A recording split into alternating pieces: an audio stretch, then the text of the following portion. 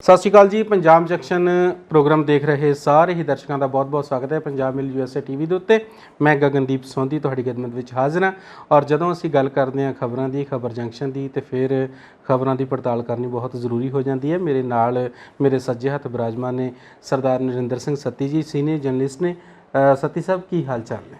ਜੀ ਬਿਲਕੁਲ ਗਗਨ ਜੀ, ਚੜ੍ਹਦੀ ਕਲਾ ਆ। ਤੁਸੀਂ ਆਪਣਾ ਸੁਣਾਓ ਕਿਦਾਂ? ਮੇਰੇ ਹਾਸੇ ਤੋਂ ਨਹੀਂ ਪਤਾ ਲੱਗਾ ਤੁਹਾਨੂੰ? ਅੱਜ ਮੈਂ ਮੁਬਾਰਕਾਂ ਦੇਣੀਆਂ ਤੁਹਾਨੂੰ। ਸਾਡੇ ਸੀਐਮ ਦਾ ਵਿਆਹ, ਮੈਨੂੰ ਗੋਡੇ ਗੋਡੇ ਚਾਹ ਕਹਿੰਦੀਆਂ ਹੁੰਦੀਆਂ ਨਾ ਬੁੜੀਆਂ ਵੀ, ਹਰਿਆ ਹਰਿਆ ਕਿਆ। ਤੇ ਉਹ ਚਾਹ ਜਿਹੜਾ ਹੈਗਾ ਅੱਜ ਹੈਗਾ ਵੀ ਭਗਵੰਤ ਮਾਨ ਹੁਣਾਂ ਦਾ ਵਿਆਹ ਹੋ ਰਿਹਾ। ਜੀ ਜੀ ਜੀ, ਸੋ ਮੁਬਾਰਕਾਂ ਆਪਾਂ ਦੇ ਦਈਏ ਤੇ ਤੁਹਾਨੂੰ ਵੀ ਮੁਬਾਰਕਾਂ। ਦੇਖੋ ਸਾਡੇ ਵੱਲੋਂ ਮੁੱਖ ਮੰਤਰੀ ਸਾਹਿਬ ਨੂੰ ਵੀ ਜੀ ਤੇ ਤੁਹਾਨੂੰ ਵੀ ਮੁਬਾਰਕਾਂ ਤੇ ਸਾਡੇ ਦਰਸ਼ਕਾਂ ਨੂੰ ਵੀ ਮੁਬਾਰਕਾਂ ਜਿਹੜੇ ਦੇਖ ਰਹੇ ਆ। ਉਹਨਾਂ ਦੇ ਵਿਆਹ ਦਾ ਹੋ ਸਕਦਾ ਗੱਲਬਾਤ ਤਾਂ ਕੁਦਰਤੀ ਆ ਵੀ 2-4 ਮਹੀਨੇ ਪਹਿਲਾਂ ਚੱਲੀ ਹੋਈ, 6 ਮਹੀਨੇ, ਸਾਲ 2 ਸਾਲ, ਹਨਾ ਹੋ ਸਕਦਾ। ਤੇ ਕਿਹਾ ਇਹ ਜਾਂਦਾ ਵੀ ਉਹ 2-4 ਸਾਲਾਂ ਤੋਂ ਇੱਕ ਦੂਜੇ ਦੇ ਸੰਪਰਕ ਵਿੱਚ ਸੀਗੇ ਜੀ। ਤਾਂ ਪਰ ਸੋਸ਼ਲ ਮੀਡੀਆ ਤੇ ਜਿਹੋ ਜਿਹਾ ਹੜ੍ਹ ਆਇਆ ਵਿਚਾਰਾਂ ਦਾ, ਬਿਲਕੁਲ ਮੁਖਤਲਿਫ ਕਿਸਮ ਦੇ ਬਹੁਤੇ ਵਿਰੋਧੀ ਭਾਵਨਾ ਵਾਲੇ, ਬਹੁਤੇ ਮਤਲਬ ਇਸ ਵਿਆਹ ਦੀ ਖਿੱਲੀ ਉਡਾਉਣ ਵਾਲੇ, ਬਿਲਕੁਲ। ਤੇ ਪਰ ਮੈਂ ਵਿੱਚ ਵਿਚਾਲੇ ਦੇਖਦਾ ਭਈ ਬੜੇ ਜਿੱਦਾਂ ਦਾਨਿਸ਼ਵਰਾਂ ਦੇ ਵੀ ਖਿਆਲ ਆਏ ਹੈਗੇ ਆ ਜੀ। ਤੁਸੀਂ ਦੇਖੋ WhatsApp ਖੋਲ੍ਹ ਕੇ ਤੁਸੀਂ ਆਪਣਾ ਜਿਹੜਾ ਖਾਸ ਕਰਕੇ ਜਿਹੜਾ ਆਪਣਾ Facebook ਆ ਉਹਦੇ 'ਤੇ ਕਿਹੋ ਜਿਹੇ ਖਿਆਲ ਆਏ ਨੇ, ਹੈ ਨਾ। ਦੇਖੋ 2000 ਕਹਿੰਦੇ ਆ ਭਈ 15 ਦੇ ਵਿੱਚ ਉਹਨਾਂ ਦਾ ਤਲਾਕ ਜਿਹੜਾ ਆ ਆਪਣੀ ਪਹਿਲੀ ਵਾਈਫ ਦੇ ਨਾਲ ਹੋ ਗਿਆ ਸੀ। ਤਾਂ ਦਿਲਸ਼ਾਨ ਤੇ ਉਹਨਾਂ ਦੀ ਬੇਟੀ ਜਿਹੜੀ ਆ ਉਹ ਇੱਥੇ ਉਹਨਾਂ ਦਾ ਜਦੋਂ ਸਹੁੰ ਚੁੱਕ ਸਮਾਗਮ ਹੁੰਦਾ ਉਦੋਂ ਵੀ ਆਉਂਦੇ ਆ, ਜਦੋਂ ਕੈਬਨਿਟ ਵਜ਼ੀਰ ਸਹੁੰ ਚੁੱਕਦੇ ਆ ਉਸ ਦਿਨ ਵੀ ਹਾਜ਼ਰ ਸੀਗੇ, ਹਨਾ। ਬਿਲਕੁਲ। ਤਾਂ ਦੇਖੋ ਇੱਕ ਤਾਂ ਇਹ ਆ ਭਈ ਹਰ ਬੰਦੇ ਦੀ ਆਪਣੀ ਨਿੱਜੀ ਜ਼ਿੰਦਗੀ ਆ ਜੀ, ਤੇ ਹਰ ਬੰਦੇ ਨੂੰ ਆਪਣੇ ਢੰਗ ਨਾਲ ਜ਼ਿੰਦਗੀ ਜਿਉਣ ਦਾ ਹੱਕ ਹੈ। ਬਿਲਕੁਲ ਹੱਕ ਹੈ। ਜਦੋਂ ਤੱਕ ਤੁਹਾਡਾ ਕੋਈ ਕਾਰਜ ਸਮਾਜ ਲਈ ਘਾਤਕ ਨਾ ਹੋਵੇ ਜਾਂ ਸਮਾਜ ਦੀਆਂ ਜੜ੍ਹਾਂ 'ਚ ਨਾ ਬਹਿੰਦਾ ਹੋਵੇ ਜੀ, ਤਦ ਤੱਕ ਤੁਸੀਂ ਜੋ ਮਰਜ਼ੀ ਕਰੋ। ਬਿਲਕੁਲ ਠੀਕ ਆ। ਤੁਸੀਂ ਚੋਰੀ ਨਹੀਂ ਕਰਨੀ, ਡਾਕੇ ਨਹੀਂ ਮਾਰਨੇ, ਤੁਸੀਂ ਕੋਈ ਗੈਰ ਕਾਨੂੰਨੀ ਕੰਮ ਨਹੀਂ ਕਰਨਾ। ਤੇ ਜਿਹੜਾ ਵਿਆਹ ਵਾਲਾ ਮਾਮਲਾ ਇਹ ਤਾਂ ਬੰਦੇ ਦਾ ਨਿੱਜੀ ਹੁੰਦਾ, ਹੈ ਨਾ। ਬਿਲਕੁਲ। ਤੇ ਜਿਵੇਂ ਹੁਣ ਗਗਨ ਜੀ ਆਪਾਂ ਦੇਖਦੇ ਹਾਂ ਭਈ ਬਹੁਤ ਸਾਰੇ ਇਸ ਤਰ੍ਹਾਂ ਇਹਦੀ ਭੰਡੀ ਕਰਨ ਵਾਲੇ ਜ਼ਿਆਦਾ ਵਿਚਾਰ ਆਏ, ਬਹੁਤ ਜ਼ਿਆਦਾ ਜਿਹੜੇ ਹੈਗੇ ਆ। ਉਹ ਦੇਖੋ ਮੀਮਸ ਬਣ ਲੱਗ ਪਏ ਆ। ਹਾਂ ਬਿਲਕੁਲ ਬਿਲਕੁਲ। ਭਈ ਦੇਖੋ ਜੀ ਉਹਦੀ ਧੀ ਦੀ ਉਮਰ ਦੀ ਆ, ਉਹ 48 ਸਾਲ ਦਾ, ਉਹ ਮਤਲਬ 28 ਸਾਲਾਂ ਦੀ, 20 ਵਰ੍ਹੇ ਛੋਟੀ ਹੈ। ਪਰ ਇਹਦੇ ਵਿੱਚ ਵਿਚਾਲੇ ਮੈਨੂੰ 2-3 ਜਿਹੜੇ ਵਿਚਾਰ ਮੈਂ ਦੇਖੇ ਆ Facebook ਤੇ ਜੀ ਜੀ, ਉਹਨਾਂ 'ਚ ਇੱਕ ਤਾਂ ਟ੍ਰਿਬਿਊਨ ਤੋਂ ਹਾਂਜੀ ਜਾਣੀ ਕਿ ਪ੍ਰੀਮੈਚੁਰ ਰਿਟਾਇਰਮੈਂਟ, ਉਹਨਾਂ ਨੇ ਵਲੰਟਰੀ ਰਿਟਾਇਰਮੈਂਟ ਲਈ ਆ। ਦਵਿੰਦਰ ਨਾਂ ਦੀ ਕੁੜੀ ਆ, ਬੜਾ ਸ਼ਾਇਸਤਾ ਕੁੜੀ ਹੈ। ਔਰ ਇੱਕ ਉਹਦੇ ਖਿਆਲ ਇੱਕ ਪਰਮਿੰਦਰ ਕੌਰ ਹਾਫੋਰਡ ਇੰਗਲੈਂਡ ਦੇ ਵਿੱਚ ਬੈਠੀ ਆ, ਬਿਲਕੁਲ ਬੈਠੀ ਆ, ਰੇਲਵੇ 'ਚ ਉੱਚੇ ਅਹੁਦੇ ਤੇ ਬੈਠੀ ਆ। ਮੈਂ ਕਿਹਾ ਜੀ ਬੇਦਾਗ ਲਿਖਦੀ ਆ, ਬੇਬਾਕ ਲਿਖਦੀ ਆ, ਔਰ ਬੇਬਾਕ ਲਿਖਦੀ ਆ। ਉਹਦਾ ਤੁਸੀਂ ਕਮੈਂਟ ਪੜੋ, ਹੈ ਨਾ। ਹਾਂਜੀ। ਵੀ ਉਹ ਕਹਿਣ ਦਾ ਭਾਵ ਇਹੀ ਆ ਵੀ ਤੁਸੀਂ ਮਾਮੇ ਲੱਗਦੇ ਆ, ਉਹਦਾ ਨਿੱਜੀ ਜ਼ਿੰਦਗੀ, ਹੈ ਨਾ। ਬਿਲਕੁਲ। ਪਰਮਿੰਦਰ ਕੌਰ ਨੇ ਜਦੋਂ ਖੁਦ ਵਿਆਹ ਕਰਵਾਇਆ ਸੀਗਾ ਇੱਕ ਅੰਗਰੇਜ਼ ਦੇ ਨਾਲ, ਉਸ ਵੇਲੇ ਉਹ ਕਹਿੰਦੀ ਸੀ ਆ ਦੇਖੋ ਮੇਰੇ ਸਰਦਾਰ ਜੀ ਨੇ, ਸਰਦਾਰ ਹੁਣ ਵੀ ਸਰਦਾਰ ਜੀ ਕਹਿੰਦੀ ਆ। ਦੇਖੋ ਹੁਣ ਕਿੰਨਾ ਵਧੀਆ ਜਿਹੜਾ ਹੈਗਾ ਨਾ ਮਾਹੌਲ ਆ। ਔਰ ਉਹਦੇ ਬੱਚੇ ਵੀ ਉੱਚੇ ਅਹੁਦਿਆਂ ਤੇ ਬੈਠੇ ਆ, ਉੱਚੇ ਅਹੁਦਿਆਂ ਤੇ ਬੈਠੇ ਆ, ਹੈ ਨਾ। ਬੇਟਾ ਉਹਦਾ ਬੈਰਿਸਟਰ ਆ, ਦੇਖੋ, ਹੈ ਨਾ ਜੀ। ਤੇ ਇੱਕ ਅਮਰੀਕਾ ਦੇ ਵਿੱਚ ਉੱਚੇ ਅਹੁਦੇ ਤੇ ਬੈਠਾ। ਹਾਂਜੀ। ਔਰ ਵੱਡੀਆਂ ਵੱਡੀਆਂ ਹਸਤੀਆਂ ਵੀ ਉਹਨਾਂ ਨੂੰ ਵਧਾਈਆਂ ਦੇ ਰਹੀਆਂ, ਹੈ ਨਾ। ਤੇ ਇੱਥੇ ਮੀਮਸ ਬਣਦੇ ਆ ਵੀ ਕੰਨਿਆ ਕੁਆਰੀ ਨੂੰ ਨਹੀਂ ਗਾਲ ਕੱਢੀ ਦੀ, ਆਪਣੀ ਵਿਆਹੀ ਨਹੀਂ ਕਦੇ ਦੀ ਛੱਡੀ ਦੀ, ਹੈ ਨਾ। ਬਿਲਕੁਲ। ਇਹ ਵਿਰੋਧੀ ਤੇ ਰਿਹਾ। ਇਹ ਮੈਨੂੰ ਐਂ ਲੱਗਦਾ ਵੀ ਵਿਰੋਧੀ ਧਿਰ ਦਾ ਪ੍ਰਚਾਰ ਹੈਗਾ, ਹੈ ਨਾ, ਕੂੜ ਪ੍ਰਚਾਰ ਹੀ ਮੈਂ ਤਾਂ ਇਹਨੂੰ ਕਹੂੰਗਾ। ਔਰ ਇਹਦੇ ਦੌਰਾਨ ਜਿਹੜਾ ਮਤਲਬ ਤੁਸੀਂ ਕਿਤੇ ਪੜ੍ਹ ਕੇ ਦੇਖੋ ਵੀ ਸਾਹਿਬ ਸਿੰਘ ਆਪਣੇ ਮੰਨੇ ਪ੍ਰਮੰਨੇ ਨਾਟਕਕਾਰ ਆ, ਦੱਬਿਆਂ ਕੁਚਲਿਆਂ ਦੀ ਗੱਲ ਕਰਨ ਵਾਲੇ ਆ, ਸਮਾਜ ਦੇ ਜਿਹੜੇ ਐਬ ਆ ਉਹਨਾਂ ਨੂੰ ਉਭਾਰ ਕੇ ਪੇਸ਼ ਕਰਨ ਵਾਲੇ ਨੇ, ਹੈ ਨਾ। ਸਮਾਜ ਦੀ ਬਿਹਤਰੀ ਲਈ ਸੰਘਰਸ਼ਸ਼ੀਲ ਆ ਸਾਹਿਬ ਸਿੰਘ ਨਾਟਕਕਾਰ, ਹੈ ਨਾ।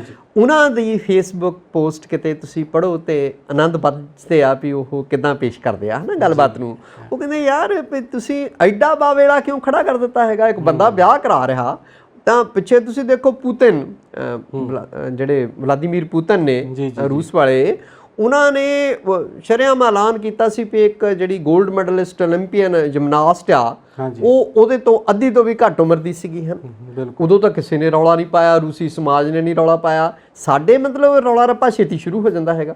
ਜੀ ਬਿਲਕੁਲ, ਮਤਲਬ ਕਿ ਇੱਕ ਬੰਦੇ ਵਿੱਚ ਜਨੂਨ ਹੋਣਾ ਚਾਹੀਦਾ। ਬਿਲਕੁਲ ਖੂਨ ਤਾਂ ਜਿਹੜਾ ਹੈਗਾ ਉਹ ਬੰਦੇ ਦਾ ਲਾਲ ਹੀ ਰਹਿੰਦਾ। ਬਿਲਕੁਲ ਤੇ ਬਾਕੀ ਗੱਲ ਹੁੰਦੀ ਹੈ ਵੀ ਨੰਬਰ ਇੱਕ ਸਿਰਫ ਹੈ ਨਾ, ਕਹਿੰਦੇ ਹੁੰਦੇ ਵੀ ਜਿਹੜੀ ਏਜ ਹੈ ਨਾ, ਉਮਰ ਆ, ਸਿਰਫ ਇੱਕ ਅਕਾਊਂਟਿੰਗ ਨੰਬਰ ਹੈਗੀ it is just a number ਹੈ ਨਾ ਇਹ ਕਹਿ ਦਿੰਦੇ ਅੰਗਰੇਜ਼ੀ ਵਿੱਚ। ਹਾਂ, ਕਹਿੰਦੇ ਆ ਵੀ ਉਮਰ ਦਾ ਨਾ ਬਰਿਆਂ ਦੇ ਨਾਲ ਮਤਲਬ ਬੰਦੇ ਦੀ ਕੋਈ ਸੰਬੰਧ ਨਹੀਂ ਹੁੰਦਾ, ਪਤਾ ਹੈ ਸੰਬੰਧ ਨਹੀਂ ਹੁੰਦਾ। ਸੋ ਦੇਖੋ ਭਗਵੰਤ ਮਾਨ ਹੁਣਾਂ ਨੂੰ ਆਪਾਂ ਮੁਬਾਰਕਾਂ ਦਿੰਨੇ ਆ ਬਿਲਕੁਲ, ਇਸ ਗੱਲ ਦੀ ਸਾਨੂੰ ਖੁਸ਼ੀ ਹੈ ਵੀ ਚਲੋ ਉਹਨਾਂ ਦੀ ਨਿੱਜੀ ਜ਼ਿੰਦਗੀ ਆ, ਉਹਨਾਂ ਨੂੰ ਇੱਕ ਵਧੀਆ ਸਾਥੀ ਮਿਲੇ ਔਰ ਇਹ ਸਾਥੀ ਵਧੀਆ ਤਰੀਕੇ ਨਾਲ ਉਹਨਾਂ ਦਾ ਸਾਥ ਦੇਵੇ। ਪੰਜਾਬ ਦਾ ਹੋ ਸਕਦਾ ਜਿਹੜਾ ਹੈਗਾ ਆ ਉਹ ਮੁਕੱਦਰ ਹੋਣ ਸ਼ੁਰੂ ਹੋ ਜਾਏ। ਬਿਲਕੁਲ ਕਈਆਂ ਦੇ ਜਿਹੜੇ ਹੈਗੇ ਉਹ ਪੈਰਾਂ ਦੇ ਭਾਗੇ ਇਦਾਂ ਉਹ ਦੇਖੋ ਜੀ, ਬੰਦਾ ਮੁੱਖ ਮੰਤਰੀ ਆ ਪੰਜਾਬ ਦਾ, ਆਥਣੇ ਆਪਣੇ ਘਰ ਜਾਂਦਾ ਹੋਊਗਾ, ਕੋਈ ਤਾਂ ਉਹਨੂੰ ਘਰ ਮਤਲਬ ਉਹਦਾ ਖੈਰ ਮਕਦਮ ਕਰਨ ਵਾਲਾ ਹੋਵੇ ਨਾ ਹੋਵੇ। ਬਿਲਕੁਲ ਬਿਲਕੁਲ, ਖਾਲੀ ਘਰ ਦਾ ਭਾਂ ਕਰਦੇ ਆ, ਮਤਲਬ ਔਰਤਾਂ ਦੇ ਨਾਲ ਹੀ ਘਰ ਭਰੇ ਭਰਾਏ ਹੁੰਦੇ ਆ ਹਨਾ। ਪਤਨੀ ਦੇ ਚਿਹਰੇ ਤੇ ਜਦ ਮੁਸਕਾਨ ਹੋਵੇ ਤਦ ਆਪਣਾ ਘਰ ਆਪਣਾ ਹੀ ਘਰ ਲੱਗਦਾ ਹੈ, ਅਜੀਤ ਉਹਨਾਂ ਦਾ ਸ਼ੇਰ ਆ। ਤੇ ਉਹ ਮਤਲਬ ਘਰ ਵੀ ਔਰਤਾਂ ਨਾਲ ਹੀ ਜਿਹੜੇ ਆ ਉਹ ਉਹਨਾਂ 'ਚ ਰੌਣਕਾਂ ਲੱਗਦੀਆਂ, ਬੱਚਿਆਂ ਨਾਲ ਹੀ ਰੌਣਕਾਂ ਲੱਗਦੀਆਂ ਹੈਗੀਆਂ। ਬਿਲਕੁਲ, ਤੁਹਾਡੇ ਇਹ ਦਿਲ ਦੀ ਜਿਹੜੀ ਹੈਗੀ ਹੈ ਨਾ ਭਾਵਨਾ, ਉਹ ਮੈਂ ਬੜਾ ਸਤਿਕਾਰ ਕਰਦਾ ਉਹਦਾ। ਬੜੇ ਵਧੀਆ ਤਰੀਕੇ ਨਾਲ ਬਾਹਰ ਨਿਕਲ ਕੇ ਆਈ ਆ ਵੀ ਚਲੋ ਦੇਖੋ, ਅਸੀਂ ਮੁਬਾਰਕਾਂ ਦੇ ਨਾਲ ਨਾਲ ਹੋਰ ਵੀ ਬਹੁਤ ਸਾਰੇ ਜਿਹੜੇ ਹੈਗੇ ਨੇ ਸੰਜੀਦਾ ਵਿਸ਼ੇ ਆ ਉਹਨਾਂ ਦੇ ਵੱਲ ਆਪਾਂ ਹੁਣ ਕੂਚ ਕਰਦੇ ਹਾਂ। ਕਿਉਂਕਿ ਆਪਾਂ ਜੇ ਸਪਾਈਸ ਜੈਟ ਦੀ ਗੱਲ ਕਰ ਲਈਏ ਤੇ 8 ਘਟਨਾਵਾਂ ਹੁਣ ਤੱਕ ਹੋ ਚੁੱਕੀਆਂ। ਬਿਲਕੁਲ, ਸੋ ਜ਼ਿੰਮੇਵਾਰੀ ਬਹੁਤ ਵੱਡੀ ਹੁੰਦੀ ਆ।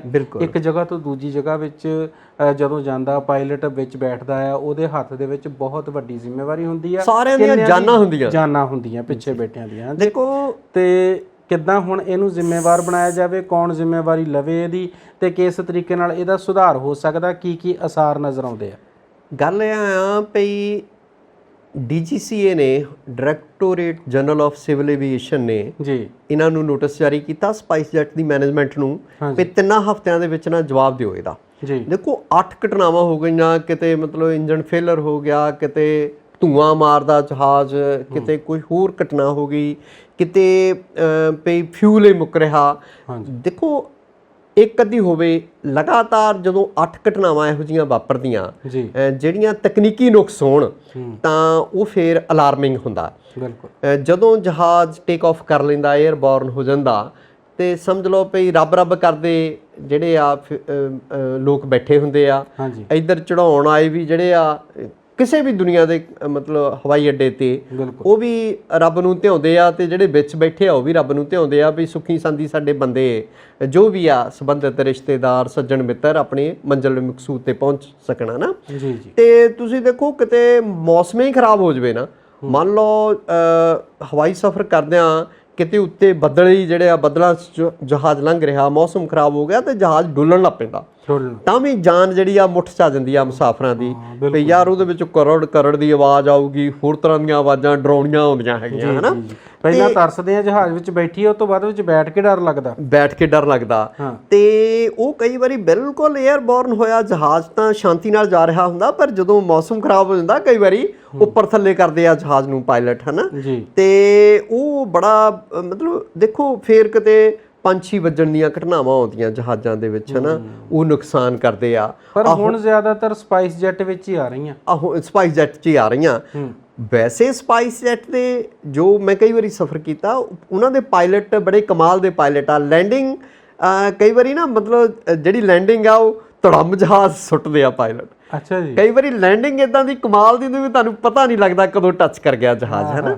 ਤੇ ਉਹ ਹੁਣ ਜਦੋਂ ਉੱਪਰੋਂ ਥੜੀ ਇਦਾਂ ਘਟਨਾਵਾਂ ਹੋਣ ਇੰਨੀਆਂ ਹੋਣ, ਪਿੱਛੇ ਜੇ ਇੱਕ ਇੰਟਰਨੈਸ਼ਨਲ ਫਲਾਈਟ ਸੀ, ਕਰਾਚੀ ਉਤਰ ਗਈ ਜਾ ਕੇ, ਉਹਨੂੰ ਲੱਗਿਆ ਪਾਇਲਟ ਨੂੰ ਵੀ ਜਹਾਜ਼ 'ਚ ਤੇਲ ਹੀ ਘੱਟ ਆ। ਜੇ ਕਿਤੇ ਅੱਧ ਵਿਚਾਲੇ ਅਸਮਾਨ ਦੇ ਤੇਲ ਮੁੱਕਿਆ ਹੋਵੇ ਤਾਂ ਕਿੱਦਾਂ ਗਲਾਈਡ ਕਰਾਊਗਾ ਤੇ ਕਿੱਦਾਂ ਜਹਾਜ਼ ਦੀ ਲੈਂਡਿੰਗ ਕਰਾਊਗਾ ਹਨਾ। ਤੇ ਉਹ ਕਰਾਚੀ ਰੁਕਿਆ ਜਹਾਜ਼, ਫਿਰ ਉੱਥੋਂ ਗਾਂ ਤੁਰਦਾ, ਇੱਕ ਕਿਸੇ ਹੋਰ ਕੰਪਨੀ ਦਾ ਸੀਗਾ ਹਨਾ। ਸੋ ਦੇਖੋ ਇੱਕ ਤਾਂ ਜਿਹੜੀ ਓਵਰਹੌਲਿੰਗ ਆ, ਕਦੋਂ ਟਾਇਰ ਬਦਲਨੇ, ਜਿਹੜੀਆਂ ਵੱਡੀਆਂ ਕੰਪਨੀਆਂ ਉਹਨਾਂ ਨੇ ਚੋਟੀ ਦੇ ਐਰੋਨੌਟਿਕਲ ਇੰਜੀਨੀਅਰ ਰੱਖੇ ਹੁੰਦੇ ਆ ਭਈ ਜਹਾਜ਼ਾਂ ਦੀ ਓਵਰਹੌਲਿੰਗ ਕਦੋਂ ਹੋਣੀ ਆ, ਜਹਾਜ਼ਾਂ ਦੇ ਟਾਇਰ ਕਦੋਂ ਬਦਲਨੇ ਆ ਹਨਾ। ਤਾਂ ਭਾਵੇਂ ਜਹਾਜ਼ ਹਵਾ 'ਚ ਰਹਿੰਦਾ, ਪਰ ਜਦੋਂ ਲੈਂਡਿੰਗ ਹੁੰਦੀ ਆ ਜਾਂ ਜਦੋਂ ਟੇਕ ਆਫ ਕਰਦਾ ਉਦੋਂ ਟਾਇਰਾਂ ਦੇ ਆਸਰੇ ਹੀ ਦੌੜਦਾ ਹੈਗਾ ਹਨਾ। ਤਾਂ ਇਸ ਤਰ੍ਹਾਂ ਇਹ ਜਿਹੜੀਆਂ ਤਕਨੀਕੀ ਖਾਮੀਆਂ ਆ ਉਹਨਾਂ ਦੀ ਜਹਾਜ਼ਾਂ ਦੀ ਵੇਲੇ ਸਿਰ ਜਾਂਚ ਹੋਵੇ, ਵੇਲੇ ਸਿਰ ਉਹਦੀ ਓਵਰਹੋਲਿੰਗ ਹੋਵੇ ਇੰਜਣਾਂ ਦੀ, ਦੂਸਰਾ ਤੀਸਰਾ।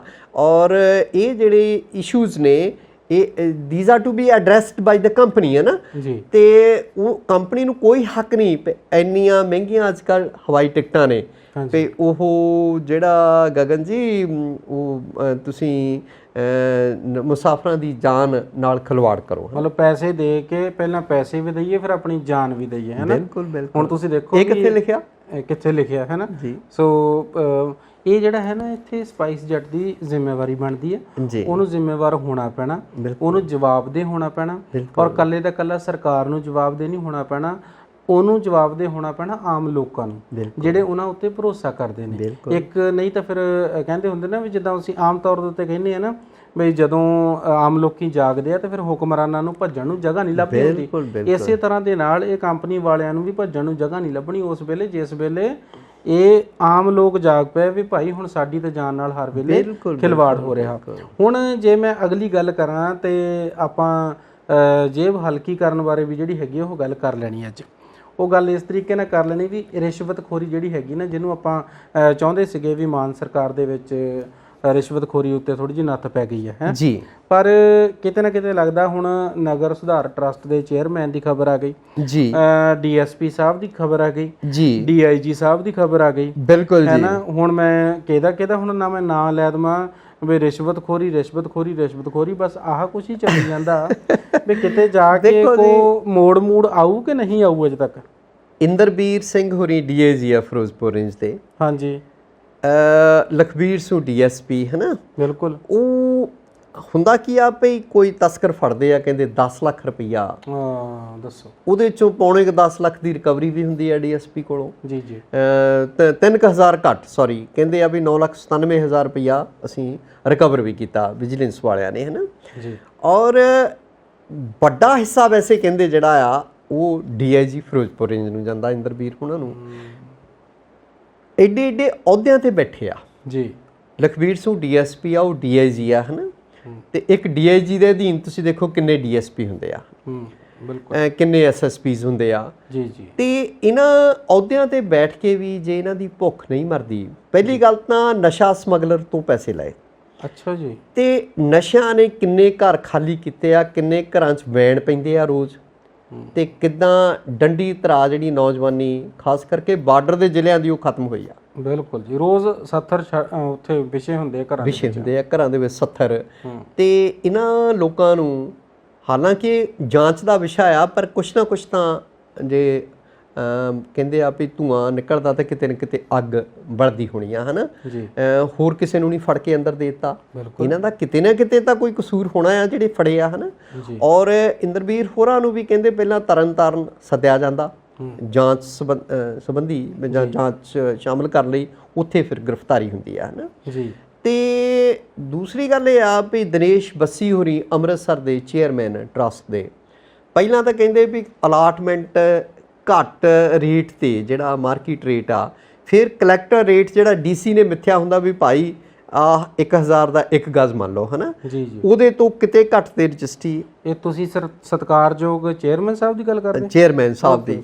ਔਰ ਸਤਿਕਾਰਯੋਗ ਆਪਾਂ ਕੌਮਿਆਂ 'ਚ ਲੈ ਲੈਨੇ ਆ, ਕੌਮਿਆਂ 'ਚ ਇਹੋ ਜਿਹੇ ਲੋਕ ਤਾਂ ਕੌਮਿਆਂ 'ਚ ਸਤਿਕਾਰਯੋਗ ਕਹਿਣ ਵਾਲੇ ਹੁੰਦੇ ਨੇ। ਹਾਂਜੀ। ਔਰ ਉਹਨਾਂ ਦੀ ਗ੍ਰਿਫਤਾਰੀ ਹੋਈ ਆ। ਔਰ ਖਬਰਾਂ ਇਹ ਵੀ ਆਈਆਂ ਵੀ ਤੁਸੀਂ ਦੇਖੋ ਜਲੰਧਰ ਦੇ ਜਿਹੜੇ ਚੇਅਰਮੈਨ ਨੇ, ਅੱਛਾ ਜੀ, ਉਹ ਕਿੰਨੀ ਵਾਰੀ ਉਹਨਾਂ ਦੇ ਵਾਰੰਟ ਨਿਕਲੇ ਆ, ਉਹ ਪੀਓ ਵੀ ਕਰਾਰ ਦੇ ਦਿੱਤੇ ਗਏ ਅਦਾਲਤ ਵੱਲੋਂ, ਤੇ ਕਹਿੰਦੇ ਆ ਵੀ 30-35 ਵਾਰੀ ਦਾ ਵਾਰੰਟ ਹੀ ਨਿਕਲੇ ਆ, ਤੇ ਅੱਜ ਤੱਕ ਗ੍ਰਿਫਤਾਰੀ ਨਹੀਂ ਹੋਈ।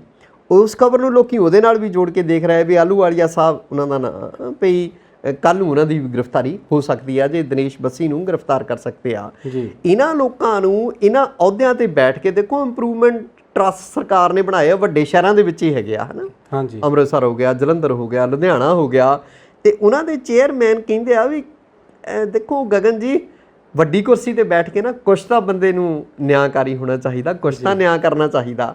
ਤਾਂ ਉਹ ਕਹਿੰਦੇ ਹੁੰਦੇ ਵੀ ਅੰਨਾ ਵੰਡੇ ਸੀਰ ਨਹੀਂ ਮੁੜ ਆਪਣਿਆਂ ਨੂੰ। ਜੇ ਇਹਨਾਂ ਨੇ ਆਪਣਿਆਂ ਨੂੰ ਗੱਫੇ ਦੇਣੇ ਆ, ਆਪਣੇ ਚਹੇਤਿਆਂ ਨੂੰ ਪਲਾਟ ਦੇ ਦਿਓ, ਆਪਣੇ ਚਹੇਤਿਆਂ ਨੂੰ ਸ਼ਾਪ ਕਮ ਫਲੈਟ ਦੇ ਦਿਓ, ਆਪਣੇ ਚਹੇਤਿਆਂ ਨੂੰ ਸ਼ਾਪ ਕਮ ਆਫਿਸਿਸ ਦੇ ਦਿਓ, ਤਾਂ ਫਿਰ ਮਾਤੜ ਤੁਸੀਂ ਅਸੀਂ ਤਾਂ ਵਿਚਾਰੇ ਕਦੋਂ ਆਸ ਰੱਖਾਂਗੇ ਵੀ ਸਾਨੂੰ ਕਿਤੇ ਜਾਂ ਟਰਸਟ ਦਾ ਕੋਈ ਪਲਾਟ ਹੀ ਸਸਤੇ ਭਾਅ ਮਿਲ ਜੂਗਾ, ਇਦਾਂ ਨਹੀਂ ਸੰਭਵ ਹੈ ਨਾ। ਤੇ ਫਿਰ ਏਡੇ ਏਡੇ ਕਪੜੇ ਕਰਕੇ ਤੁਰੇ ਫਿਰਦੇ ਆ ਹਨਾ। ਅਦਾਲਤਾਂ ਵਾਰੰਟ ਕੱਢਦੀਆਂ, ਉਹ ਮਾਤੜ ਜਿਹੜੇ ਆ ਉਹ ਫੜ ਕੇ ਅੰਦਰ ਦੇ ਦਿੰਦੇ ਆ ਲੋਕ। ਜਿੱਡੀਆਂ ਵੱਡੀਆਂ ਪੋਸਟਾਂ ਦੀ ਆਪਾਂ ਗੱਲ ਕਰੀ ਜਾਂਦੇ ਆ ਰਿਸ਼ਵਤ ਦੇ ਵਿੱਚ, ਤੁਸੀਂ ਦੇਖ ਲਓ ਵੀ ਇੱਕ ਬੰਦਾ ਜਿਹੜਾ ਹੈਗਾ ਤੁਰਿਆ ਜਾਂਦਾ ਸੜਕ ਤੇ ਤੁਰਿਆ ਜਾਂਦਾ ਤੇ ਉਹ ਨਾ 100 ਰੁਪਏ ਦੇ ਵਿੱਚ ਆ ਮੁਲਾਜ਼ਮ ਜਿਹੜਾ ਲੱਖ ਰੁਪਏ ਤਨਖਾਹ ਲੈਂਦਾ ਉਹਨੂੰ ਖਰੀਦ ਕੇ ਉਹ ਜਾਂਦਾ ਮੋਟਰਸਾਈਕਲ ਤੇ ਆਇਆ ਬੰਦਾ। ਹਾਂ ਬਿਲਕੁਲ। ਹੁਣ ਤੁਸੀਂ ਦੱਸੋ ਵੀ ਸਾਡੀ ਬਿਊਰੋਕ੍ਰੇਸੀ ਉੱਥੇ ਮੈਨੂੰ ਲੱਗਦਾ ਵੀ ਉਹਨਾਂ ਨੂੰ ਸ਼ਰਮ ਆਉਣੀ ਚਾਹੀਦੀ ਆ, ਜਿਹੜੀਆਂ ਵੱਡੀਆਂ ਵੱਡੀਆਂ ਕੁਰਸੀਆਂ ਉੱਤੇ ਬੈਠ ਕੇ। ਹੁਣ ਮੈਂ ਕੁੰਵਰ ਵਿਜੇ ਪ੍ਰਤਾਪ ਸਿੰਘ ਹੋਣਾ ਦੀ ਗੱਲ ਕਰਾਂ ਤੇ ਉਹਨਾਂ ਦੇ ਵੇਲਿਆਂ ਦੇ ਵਿੱਚ ਕੁਝ ਬੰਦੇ ਜਿਹੜੇ ਹੈਗੇ ਸਸਪੈਂਡ ਕੀਤੇ, ਕੁਝ ਡਿਸਮਿਸ ਕਰਤੇ ਐਸਆਈ ਲੈਵਲ ਦੇ, ਪਰ ਉਸ ਤੋਂ ਬਾਅਦ ਵਿੱਚ ਕੋਈ ਕਾਰਵਾਈ ਨਹੀਂ ਹੋਈ। ਉਹਦਾ ਕਾਰਨ ਕੀ ਸੀਗਾ ਵੀ ਆ ਜਿਵੇਂ ਹੁਣ ਡੀਐਸਪੀ ਡੀਆਈਜੀ ਇਸ ਲੈਵਲ ਦੇ ਬੰਦੇ ਵੀ ਇਸ ਲੈਵਲ ਦੇ ਵਿੱਚ ਆ ਗਏ ਵੀ ਉਹਨਾਂ ਦਾ ਲੈਵਲ ਇੰਨਾ ਜ਼ਿਆਦਾ ਡਿੱਗ ਗਿਆ ਵੀ ਉਹਨਾਂ ਨੂੰ ਰਿਸ਼ਵਤ ਲੈਣੀ ਪੈ ਰਹੀ ਆ। ਹੁਣ ਇਹ ਲੈਣੀ ਪੈ ਰਹੀ ਦੇ ਪਿੱਛੇ ਵੀ ਕੋਈ ਨਾ ਕੋਈ ਤਾਂ ਕਾਰਨ ਹੋਊਗਾ, ਜਾਂ ਫਿਰ ਕੱਲਾ ਲਾਲਚੀ ਆ। ਦੇਖੋ ਲਾਲਚ ਕਿਤੇ ਤਾਂ ਨਿੱਜੀ ਲਾਲਚ ਵੀ ਆ। ਮੈਨੂੰ ਇਹ ਕਿਤੇ ਕਿਤੇ ਤੁਹਾਡੇ ਮਨ ਦੇ ਵਿੱਚ ਇਹ ਨਹੀਂ ਆਉਂਦਾ ਵੀ ਇਹ ਮੰਤਰੀ ਕਿਤੇ ਹਿੱਸਾਪੱਤੀ ਨਾ ਮੰਗਦੇ ਹੋਣ ਇਹਨਾਂ ਤੋਂ? ਮੈਂ ਉਸ ਗੱਲ ਤੇ ਆਪਾਂ ਹੁੰਦੇ ਆ ਗਗਨ ਜੀ, ਤੁਹਾਡੀ ਗੱਲ ਬਿਲਕੁਲ ਦਰੁਸਤ ਆ। ਦੇਖੋ ਹੁਣ ਕੁੰਵਰ ਵਿਜੇ ਪ੍ਰਤਾਪ ਵਰਗੇ ਇਮਾਨਦਾਰ ਅਫਸਰ ਹਾਂਜੀ ਉਹ ਰੌਲਾ ਪਾਉਂਦੇ ਰਹੇ ਹਨਾ, ਆਪਣੇ ਵੇਲੇ ਉਹਨਾਂ ਨੇ ਕਾਰਵਾਈਆਂ ਵੀ ਕੀਤੀਆਂ ਹਨਾ। ਤੇ ਇੱਕ ਵਾਰੀ ਜਿਹੜੇ ਹੁਣ ਤਾਂ ਉਹ ਜਾਣੀ ਕਿ ਰਿਟਾਇਰ ਹੋ ਗਏ ਆ ਉੱਚੇ ਅਹੁਦੇ ਤੋਂ, ਡੀਜੀਪੀ ਰੈਂਕ 'ਚ ਆ ਗਏ ਸੀ, ਤਾਂ ਉਹਨਾਂ ਦੇ ਜਿਹੜਾ ਆਪਣੇ ਨਾ ਉਹ ਐਸਐਸਪੀ ਅਹੁਦੇ ਤੇ ਸੀਗੇ ਉਸ ਵੇਲੇ ਹਨਾ ਜੀ। ਤਾਂ ਕਿਸੇ ਸੀਨੀਅਰ ਨੇ ਕੋਈ ਫੋਨ ਕੀਤਾ ਉਹਨਾਂ ਨੂੰ ਤੇ ਉਹ ਕਹਿੰਦੇ ਆ ਭਈ ਕੋਈ ਫੰਡ ਇਕੱਠਾ ਕਰਨਾ ਸੀ ਕਿਸੇ ਚੀਜ਼ ਲਈ, ਤੇ ਉਹ ਉਹਨਾਂ ਨੂੰ ਜਵਾਬ ਦਿੰਦਾ ਐਸਐਸਪੀ ਜਸਮਿੰਦਰ ਸਿੰਘ ਉਹਨਾਂ ਦਾ ਨਾਮ ਸੀਗਾ ਜੀ, ਤੇ ਬੜੇ ਇਮਾਨਦਾਰ ਅਫਸਰ ਵਜੋਂ ਜਾਣੇ ਜਾਂਦੇ ਸੀਗੇ ਜੀ। ਤਾਂ ਉਸ ਵੇਲੇ ਉਹ ਐਸਐਸਪੀ ਤਰਨਤਾਰਨ ਲੱਗੇ ਹੋਏ ਸੀ। ਜਸਮਿੰਦਰ ਸਿੰਘ ਨੇ ਇਹ ਕਹਿ ਕੇ ਰੱਖ ਦਿੱਤਾ ਵੀ ਮੈਂ ਇਹ ਫੰਡ ਇਕੱਠਾ ਕਰਕੇ ਨਹੀਂ ਦੇ ਸਕਦਾ। ਅੱਛਾ ਜੀ। ਕਿਸੇ ਸੀਨੀਅਰ ਦਾ ਫੋਨ ਆਇਆ ਵੀ ਫਲਾਂ ਚੀਜ਼ ਲਈ, ਠੀਕ ਹੈ। ਉੱਦਾਂ ਦੇ ਅਫਸਰ ਕਿੰਨੇ ਹੋਣਗੇ, ਬੜੇ ਉਂਗਲਾਂ ਤੇ ਗਿਣ ਚੁੱਕੇ ਹਨਾ। ਤੇ ਜਿੱਥੇ ਮਤਲਬ ਹਮਾਮ 'ਚ ਸਾਰੇ ਨੰਗੇ ਹੋਣ, ਇਮਾਨਦਾਰ ਅਫਸਰ ਲੱਭਣੇ ਵੀ ਔਖੇ ਹੋ ਜਾਂਦੇ ਆ, ਬਹੁਤ ਔਖੇ। ਤਾਂ ਦੂਸਰੀ ਗੱਲ ਇਹ ਜਿਹੜੀ ਤੁਸੀਂ ਕਹਿੰਦੇ ਆ ਵੀ ਕਿਤੇ ਦਬਾਅ ਹੁੰਦਾ ਕਿਤੇ ਉੱਤੇ।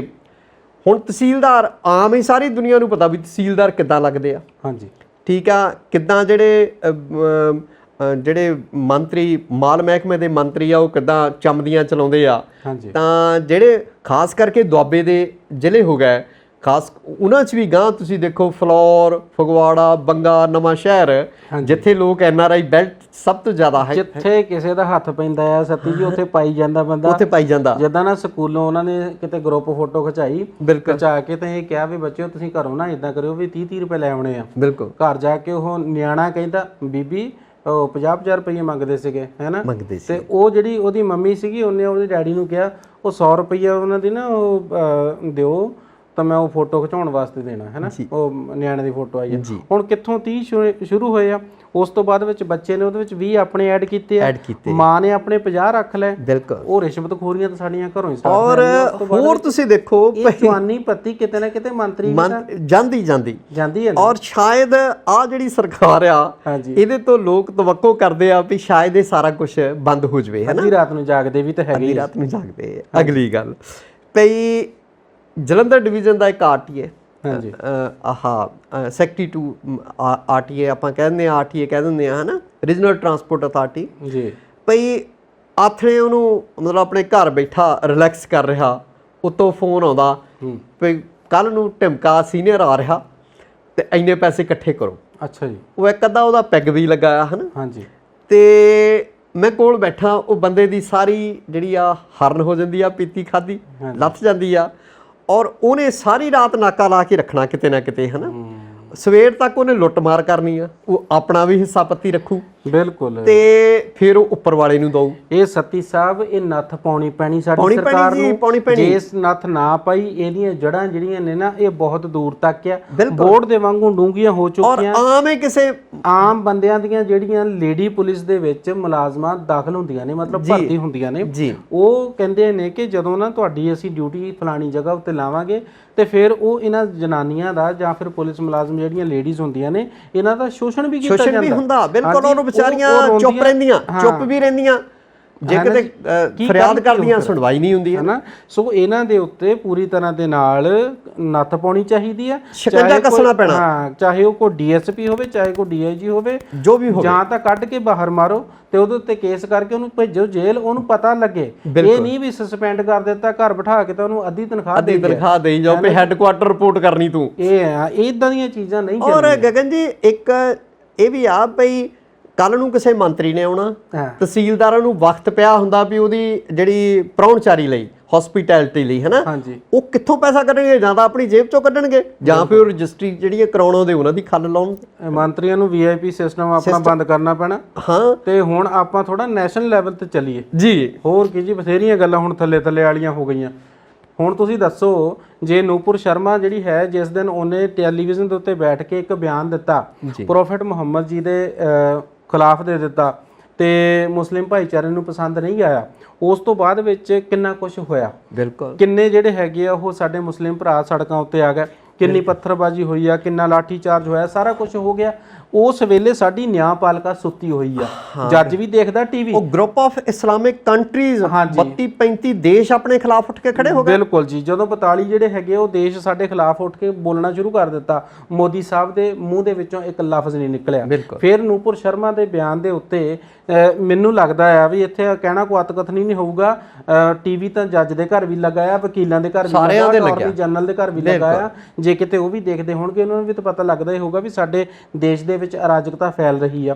ਕਿਸੇ ਨੇ ਕੋਈ ਕੰਮ ਨਹੀਂ ਕੀਤਾ, ਕੋਈ ਕੁਛ ਨਹੀਂ ਕੀਤਾ। ਮਸਲਾ ਚੱਲਦਾ ਮਹੂਆ ਮੋਇਤਰਾ ਤੱਕ ਜਾ ਪਹੁੰਚਿਆ, ਕਿਉਂਕਿ ਹੁਣ ਰੰਗਤ ਇੱਥੇ ਭਾਰਤ ਦੇ ਵਿੱਚ ਇੱਕ ਧਾਰਮਿਕ ਦਿੱਤੀ ਜਾ ਰਹੀ ਆ। ਹੁਣ ਤੁਸੀਂ ਦੱਸੋ ਸੱਤੀ ਸਾਹਿਬ, ਜੇ ਆਪਾਂ ਤਿੰਨਾਂ ਚੀਜ਼ਾਂ ਨੂੰ ਇਕੱਠੇ ਕਰ ਲਈਏ, ਇੱਕ ਪਾਸੇ ਮਹੂਆ ਮੋਇਤਰਾ ਹੋ ਗਿਆ, ਦੂਸਰੇ ਪਾਸੇ ਨੂਪੁਰ ਸ਼ਰਮਾ ਹੋ ਗਈ, ਤੇ ਤੀਸਰੇ ਪਾਸੇ ਇਸਲਾਮਿਕ ਕੰਟਰੀਜ਼ ਦਾ ਇੱਕ ਉਹ ਏਜੰਡਾ ਜਿਹੜਾ ਕਿ ਉਹ ਲੈ ਕੇ ਬੈਠੇ ਆ, ਭਾਈ ਅਸੀਂ ਭਾਰਤ ਦੇ ਖਿਲਾਫ ਸੀਗੇ ਤਾਂ ਹੁਣ ਹੈਗੇ ਆ, ਲਓ ਹੁਣ ਲਾ ਲਓ ਜ਼ੋਰ।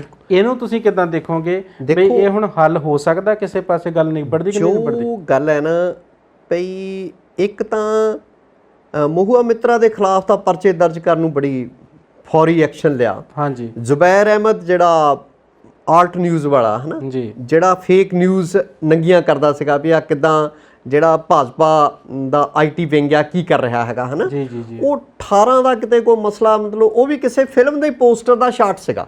ਉਹਨੇ ਆਪਣੇ ਵੱਲੋਂ ਕੁਝ ਨਹੀਂ ਦਿੱਤਾ, ਕਿਸੇ ਫਿਲਮ ਦੇ ਪੋਸਟਰ ਦਾ ਸ਼ਾਟ, ਵੀ ਉਹ 18 ਦਾ ਕੋਈ ਟਵੀਟ ਹੁਣ 22 ਚ ਕੱਢ ਕੇ ਉਹਨੂੰ ਗ੍ਰਿਫਤਾਰ ਵੀ ਕਰ ਲਿਆ, ਹੈ ਨਾ।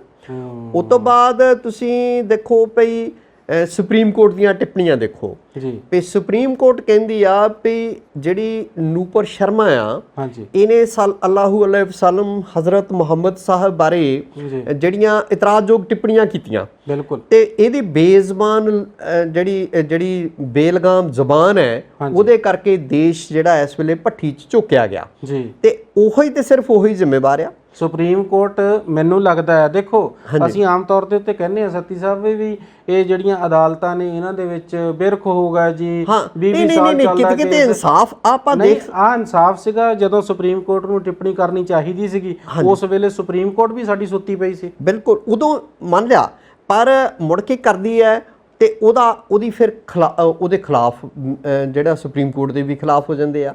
ਫਿਰ ਸੁਪਰੀਮ ਕੋਰਟ ਕਹਿੰਦੀ ਆ ਵੀ ਮਾਫੀ ਮੰਗੋ। ਅਗਲੇ ਦਿਨ ਜਿਹੜੇ ਰਮੰਨਾ ਨੇ, ਜਸਟਿਸ ਰਮੰਨਾ, ਚੀਫ ਜਸਟਿਸ ਆਪਣੇ, ਉਹ ਕਿਸੇ ਲਾਅ ਨਾਲ ਸੰਬੰਧਿਤ ਸੈਮੀਨਾਰ ਦੇ ਵਿੱਚ ਕਹਿੰਦੇ ਆ ਵੀ ਜਿਹੜੀ ਜੁਡੀਸ਼ਰੀ ਆ, it is answerable to the constitution.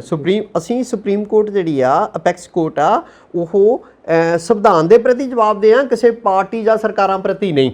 ਇਹ ਗੱਲ ਠੀਕ ਹੈ, ਪਰ ਉਹ ਤੋਂ ਤੀਸਰੇ ਦਿਨ ਦੀਆਂ ਫਿਰ ਘਟਨਾਵਾਂ ਦੇਖੋ ਤੁਸੀਂ।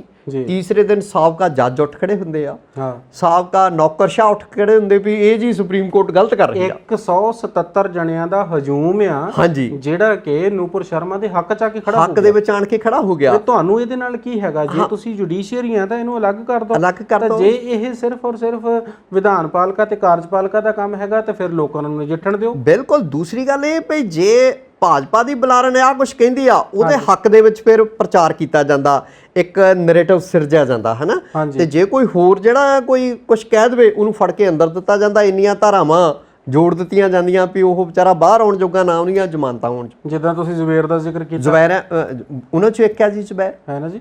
ਹੁਣ ਜਦੋਂ ਦਿਲ ਕਰਦਾ ਹੈ ਕਿਤੇ ਤਾਂ ਈਡੀ ਦਾ ਛਾਪਾ ਮਰਵਾ ਦਿੱਤਾ ਜਾਂਦਾ, ਕਿਤੇ ਈਡੀ ਦਾ ਡਰ ਦੇ ਦਿੱਤਾ ਜਾਂਦਾ। ਬਿਲਕੁਲ, ਜਿਹੜਾ ਕਿਤੇ ਕੋ ਕੁਸਕਦਾ। ਹੁਣ ਮਹਾਰਾਸ਼ਟਰ ਦੀ ਜਿਹੜੀ ਸਰਕਾਰ ਹੈ ਇਸੇ ਤਰੀਕੇ ਨਾਲ ਚਲਦੀ ਭਲੀ ਚੰਗੀ ਭਲੀ ਸਰਕਾਰ ਤੋੜ ਕੇ ਉੱਥੇ ਭਾਜਪਾ ਜਿਹੜੀ ਸਰਕਾਰ ਬਣਾਉਂਦੀ ਹੈ ਨਾ। ਸੋ ਇਹ ਕਿਸੇ ਨਾ ਕਿਸੇ ਤਰ੍ਹਾਂ ਦੇ ਨਾਲ ਇਸ ਭਾਰਤ ਨੂੰ ਭਗਵਾ ਕਰਨ ਦਾ ਇੱਕ ਜਿਹੜਾ ਮੋਦੀ ਜੀ ਨੇ ਹੈ ਨਾ ਇੱਕ ਕੋਸ਼ਿਸ਼ ਕੀਤੀ ਆ, ਉਹ ਕਿਤੇ ਨਾ ਕਿਤੇ ਨਾਕਾਮ ਹੋਣੀ ਹੈ, ਅੱਜ ਹੋਵੇ ਜਾਂ ਕੱਲ ਹੋਵੇ। ਕਿਉਂਕਿ ਇੱਥੇ ਇੱਕ ਇਹਦੀ ਖੂਬਸੂਰਤੀ ਹੈ ਸਾਡੀ ਲੋਕਤੰਤਰ ਦੀ ਕਿ ਇਹਦੇ ਵਿੱਚ ਨਾ ਅਸੀਂ ਸਾਰੇ ਜਣੇ ਬਹੁਤ ਭਾਸ਼ਾਈ, ਹਾਂ, ਹਿੰਦੂ, ਮੁਸਲਿਮ, ਸਿੱਖ, ਈਸਾਈ, ਪਾਰਸੀ, ਜੈਨੀ, ਬੋਧੀ, ਸਾਡਾ ਦੇਸ਼ ਤਾਂ ਮਤਲਬ ਦੁਨੀਆ ਲਈ ਇੱਕ ਉਦਾਹਰਣ ਆ। ਦੇਖੋ ਦੁਨੀਆ ਲਈ ਇੱਕ ਮਿਸਾਲ ਆ ਹਿੰਦੁਸਤਾਨ ਪੇ ਇੰਨੇ ਧਰਮਾਂ, ਇੰਨੀਆਂ ਜ਼ਬਾਨਾਂ, ਕਿੰਨੀਆਂ ਖੇਤਰੀ ਜ਼ਬਾਨਾਂ ਨੇ ਸਾਡੇ, ਹਨਾ। ਬਿਲਕੁਲ। ਤੇ ਤੁਸੀਂ ਪੰਜਾਬੀ 'ਚ ਹੀ ਦੇਖ ਲਓ, ਕਿਤੇ ਦੁਆਬੀ ਆ, ਕਿਤੇ ਮਾਝੀ ਆ, ਕਿਤੇ ਮਲਵਈ ਆ, ਕਿਤੇ ਡੋਗਰੀ ਆ, ਕਿਤੇ ਪੋਠੋਹਾਰੀ ਆ, ਕਿਤੇ ਪਹਾੜੀ ਆ।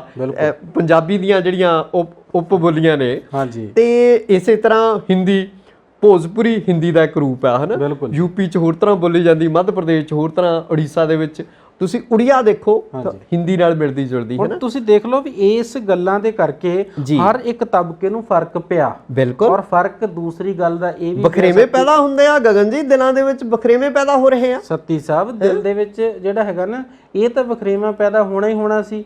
ਉਤੋਂ ਦੀ ਹੋਰ ਮਾਰ ਦਿੱਤੀ, 50 ਰੁਪਏ ਸਿਲੰਡਰ ਜਿਹੜਾ ਹੈਗਾ ਉਹ ਮਹਿੰਗਾ ਕਰਕੇ ਮਹਿੰਗਾ ਹੋ ਗਿਆ।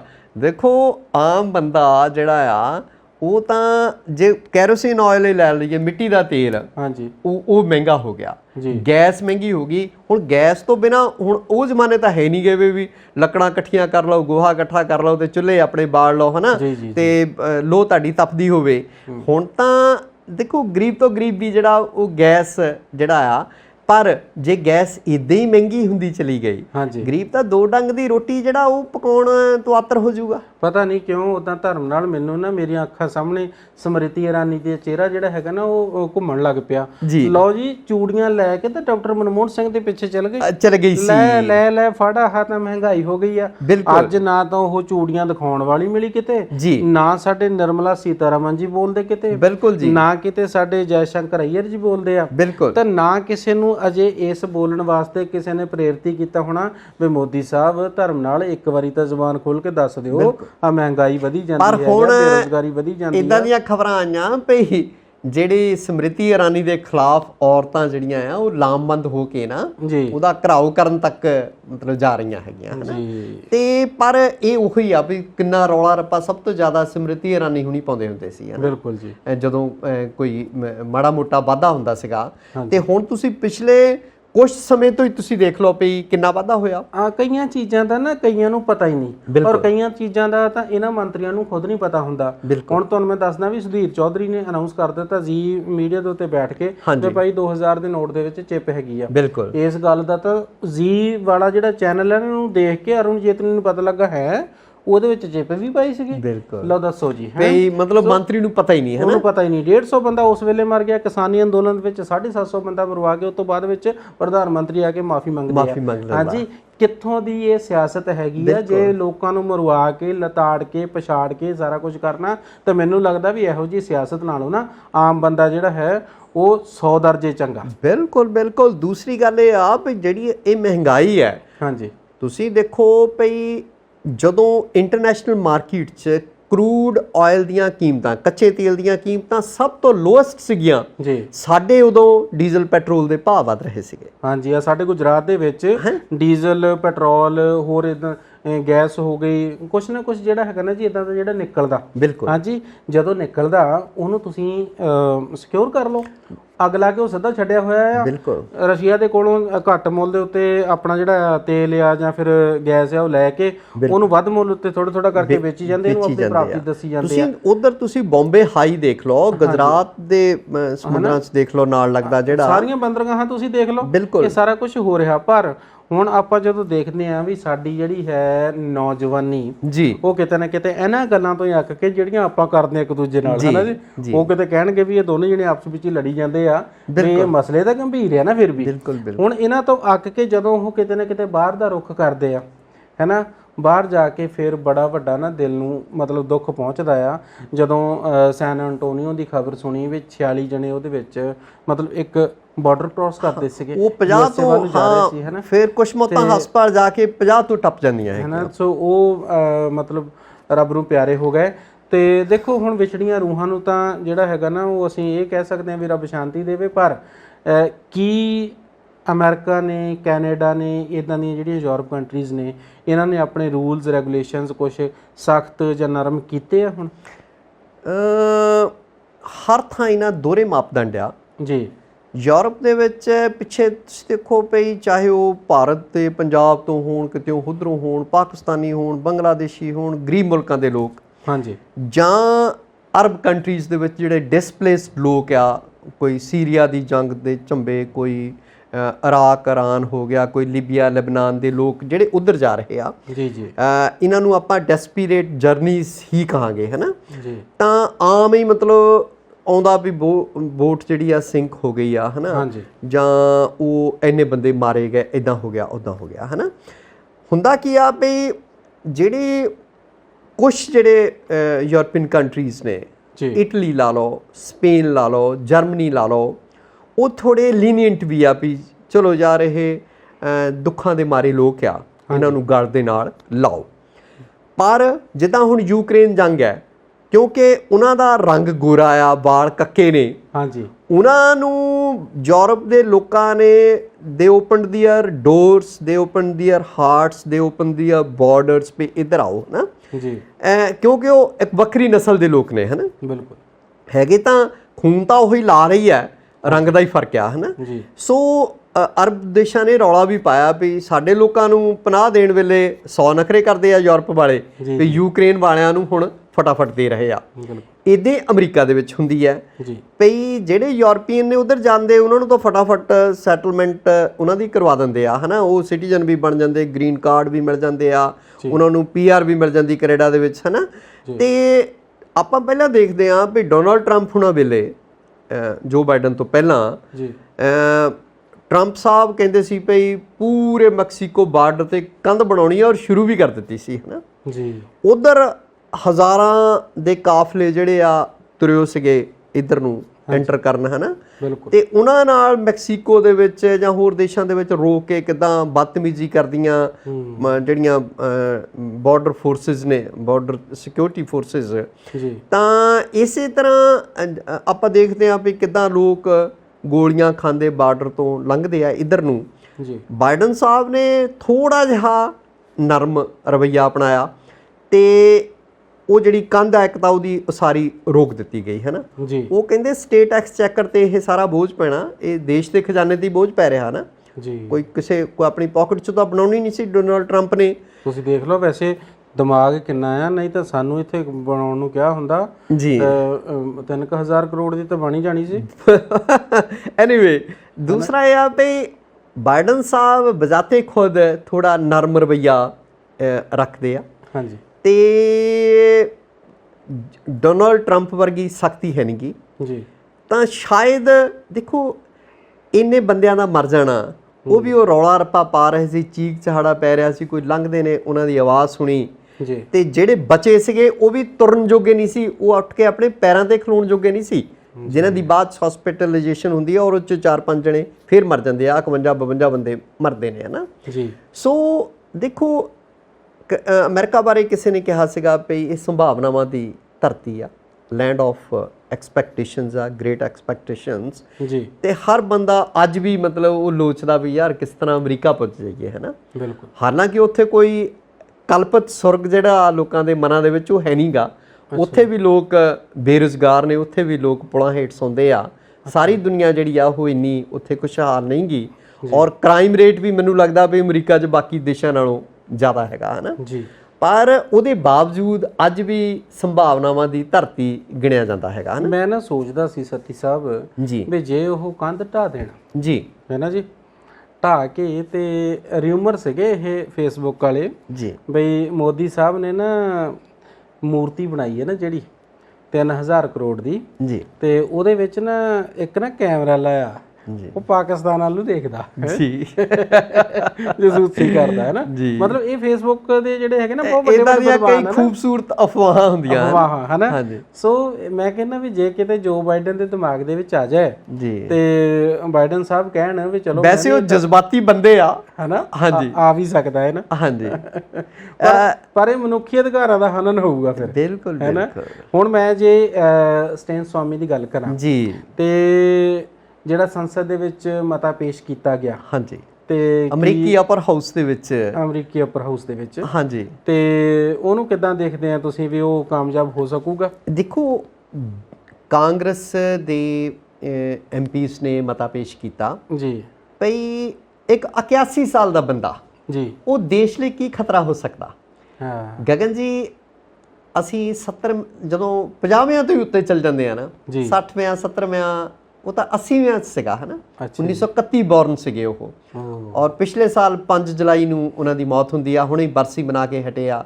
ਦੇਸ਼ ਦੀਆਂ ਖੱਬੇ ਪੱਖੀਆਂ ਧਿਰਾਂ, ਮਨੁੱਖੀ ਜਿਹੜੇ ਮਾਨਵੀ ਅਧਿਕਾਰਾਂ ਨਾਲ ਸੰਬੰਧਿਤ ਜਥੇਬੰਦੀਆਂ, ਠੀਕ ਹੈ, ਜਮਹੂਰੀ ਅਧਿਕਾਰ ਜਥੇਬੰਦੀਆਂ, ਉਹਨਾਂ ਦਾ ਦੇਸ਼ ਭਰ ਦੇ ਵਿੱਚ ਉਹਨਾਂ ਦਾ ਜਨਮ ਦਿਨ ਮਨਾਉਂਦੇ ਨੇ।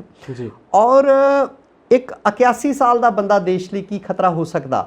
ਇਸ ਉਮਰੇ ਦਾ ਬੰਦਾ ਆਪਣੀ ਜਾਨ ਬਚਾਉਣ ਤੇ ਹੁੰਦਾ ਵੀ ਮੈਂ ਥੋੜਾ ਤੰਦਰੁਸਤ ਰਹਾਂ ਤਾਂ ਫਿਰਦਾ ਤੁਰਦਾ ਰਹਾਂ। ਬਿਲਕੁਲ। ਤਾਂ ਉਹਨੂੰ ਜੇਲ੍ਹ ਦੇ ਵਿੱਚ ਰੱਖਿਆ ਜਾਂਦਾ।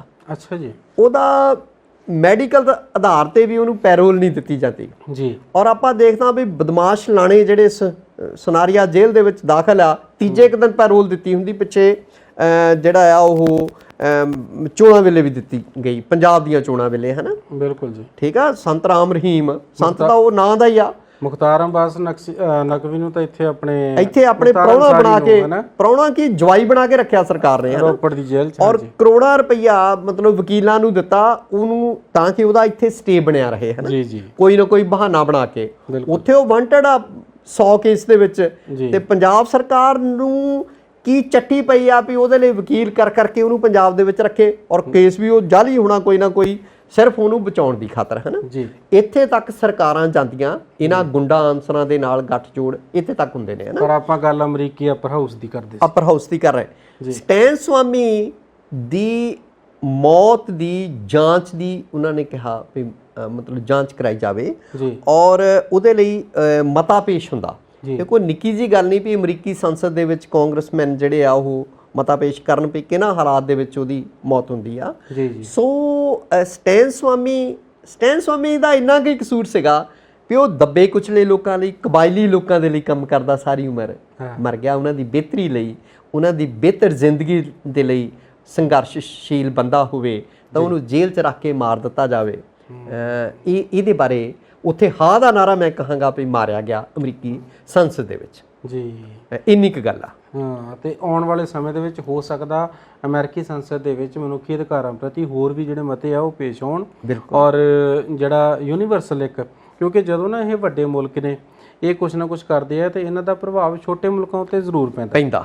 ਹੁਣ ਤੁਸੀਂ ਦੇਖ ਲਓ ਵੀ ਹੁਣ ਯੂਕਰੇਨ ਰਸ਼ੀਆ ਦੀ ਆਪਾਂ ਗੱਲ ਕਰ ਲਈਏ, ਬਿਲਕੁਲ, ਤੇ ਇੱਕ ਛੋਟੇ ਜਿਹਾ ਮੁਲਕ ਸੀ ਉਹ ਉਧਰੋਂ ਨਿਕਲਿਆ, ਦੂਸਰੇ ਪਾਸੇ ਗਿਆ ਆਪਣੀ ਸੋਵਰੈਨਿਟੀ ਲੈਣ ਵਾਸਤੇ। ਉਹ ਕਿੰਨਾ ਕੁਛ ਤੜਫ ਕੇ ਉਸ ਤੋਂ ਬਾਅਦ ਵਿੱਚ ਕਹਿੰਦਾ ਮੈਂ ਨਾਟੋ ਵਿੱਚ ਸ਼ਾਮਿਲ ਹੋਣਾ, ਤੇ ਅੱਜ ਕੀ ਹਾਲਾਤ ਨੇ ਉਹ ਤੁਹਾਡੇ ਸਾਹਮਣੇ। ਬਿਲਕੁਲ ਹੈ ਨਾ। ਉਹਦਾ ਨਾ ਬਸ ਨਾਟੋ 'ਚ ਸ਼ਾਮਿਲ ਹੋਣਾ ਹੀ ਜਿਹੜਾ ਜਾਂ ਹਾਲੇ ਹੋਇਆ ਵੀ ਨਹੀਂ, ਉਹ ਮਤਲਬ ਹਾਲੇ ਇਦਾਂ ਦੀ ਵਿਚਾਰ ਚਰਚਾ ਚੱਲਦੀ ਸੀ ਤੇ ਰੂਸ ਨੂੰ ਆਪਣਾ ਪਾਲਾ ਪੈ ਗਿਆ ਔਰ ਉਹ ਇੱਕ ਬਹਾਨਾ ਬਣਾ ਕੇ ਮੁਲਕ ਨੂੰ ਦੱਬਣ ਦੀ ਕੋਸ਼ਿਸ਼ ਇਸ ਵੇਲੇ ਕੀਤੀ ਜਾ ਰਹੀ ਹੈ, ਹਨਾ।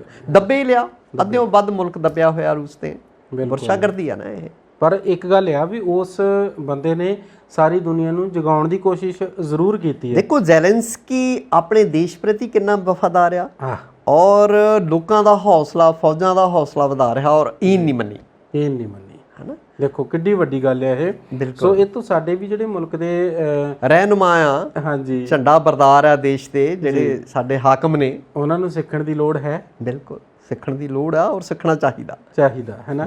ਪਰ ਹੁਣ ਆਪਾਂ ਫਿਰ ਇਦਾਂ ਹੈਗੀ ਹੈ ਵੀ ਗੱਲਬਾਤ ਅੱਜ ਤਾਂ ਆਪਾਂ ਬੜੀ ਖੁਸ਼ੀ ਕਰਦੇ ਹਾਂ ਕਿਉਂਕਿ ਆਪਾਂ ਵਿਆਹ ਤੋਂ ਗੱਲ ਸ਼ੁਰੂ ਕੀਤੀ ਸੀਗੀ। ਬਿਲਕੁਲ ਤੇ ਵਿਆਹ ਤੋਂ ਗੱਲ ਸ਼ੁਰੂ ਹੋ ਕੇ ਤੇ ਹੁਣ ਹੁਣ ਦੇਖੋ ਲੱਡੂ ਬਰਫੀਆਂ ਖਾਂਦੇ ਹੋਣਗੇ ਇਸ ਵੇਲੇ, ਬਿਲਕੁਲ ਜੀ ਇਸ ਵੇਲੇ ਜਸ਼ਨ ਮਨਾਏ ਜਾ ਰਹੇ ਹੋਣਗੇ, ਜਸ਼ਨ ਮਨਾਏ ਜਾ ਰਹੇ ਹੋਣਗੇ, ਹੈ ਨਾ। ਸੋ ਪਰ ਹੁਣ ਇੱਕ ਗੱਲ ਆ ਵੀ ਹੋ ਸਕਦਾ ਆਉਣ ਵਾਲੇ ਸਮੇਂ ਦੇ ਵਿੱਚ ਕੁਝ ਨਾ ਕੁਝ ਫਰਕ ਪੈ ਜਾਏ। ਮੈਂ ਤੁਹਾਨੂੰ ਦੱਸਦਾ ਵੀ ਬੰਦਾ ਕਹਿੰਦੇ ਵੀ ਡਰਦਾ ਜੀ, ਡਰਦਾ ਕਿਹਨਾਂ ਗੱਲਾਂ ਤੋਂ ਵੀ ਜਦੋਂ ਉਹ ਛੋਟਾ ਹੁੰਦਾ ਸੀਗਾ ਤੇ ਉਸ ਵੇਲੇ ਉਹ ਆਪਣੇ ਮਾਪੇ ਤੋਂ ਡਰਦਾ ਹੁੰਦਾ ਸੀ।